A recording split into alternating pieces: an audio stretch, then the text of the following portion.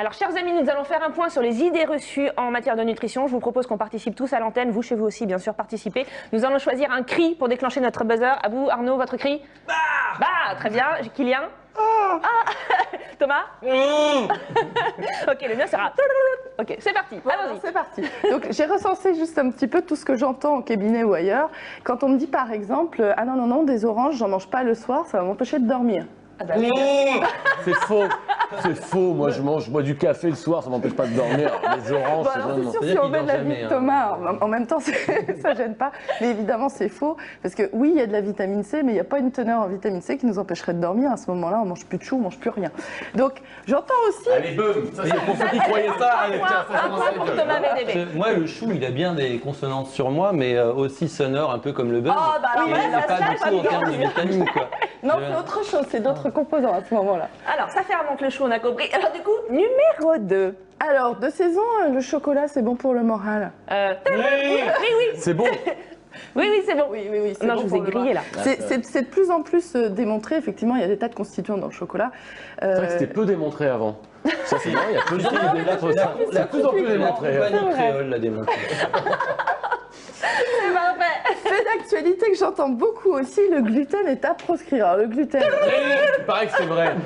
Mais quand même, les gens qui sont là, non, je mange pas de gluten. Moi, je dis c'est faux. C'est faux, on peut manger du gluten. Ça proscrire, mais voilà. Moi, je dis c'est faux. Ouais, non, mais faut vraiment être allergique pour le proscrire. Et ça concerne que très peu de personnes. Mais ça fait un phénomène de mode. Et tout le monde se dit en ce moment, faut que j'arrête le gluten. Sauf qu'arrêter le gluten, c'est arrêter le blé. Donc, arrêter le blé, c'est arrêter la bûche, c'est arrêter beaucoup de choses quand même. C'est la dictature du nutritionnisme. Voilà, et à chaque fois, il y a des vérités scientifiques comme ça, avec peut-être une pathologie vraie pour certains individus. Si on a une vraie intolérance. Voilà, une vraie intolérance, que ce soit pour les produits laitiers, le gluten ou d'autres allergies, l'œuf par exemple. Et ben, on n'arrête pas de manger des œufs pour autant quand même. Tout à fait. Et alors du coup, je veux pas dire, mais on est un peu à la traîne là, à l'extrémité du plateau, Kylian et Arnaud. Vous êtes... il faut buzzer. Allons-y, prochaine question. Moi, je peux pas répondre, j'ai jamais cru les nutritionnistes, c'est pas possible. Question de rapidité, on peut manger des légumes à volonté. Faux. Oui, vrai. Rapidité, heureusement qu'il y est. Non, mais faux. Mais si, c'est à volonté. Mais non, c'est faux. Si, moi, je dis Après, on est vrai. malade. Pour le plaisir, la volonté, il n'y a rien de mieux. À volonté. Quelles conséquences à manger des légumes à volonté? Tout dépend du légume. Si c'est que du chou, évidemment. Voilà, je pensais à ça par exemple.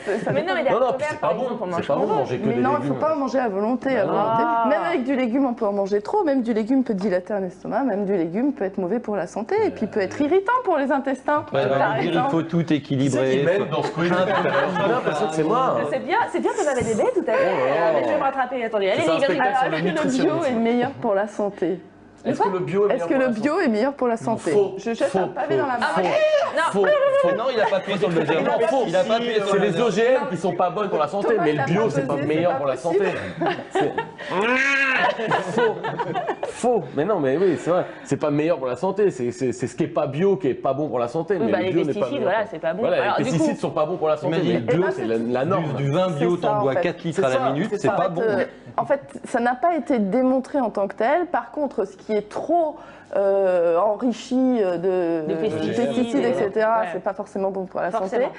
Par contre, ce qu'on peut remarquer, c'est qu'il y a quand même certains produits bio qui vont être un tout petit peu plus riches en certaines vitamines, mais ça n'a pas été montré, par exemple, pour la teneur en minéral ou autre.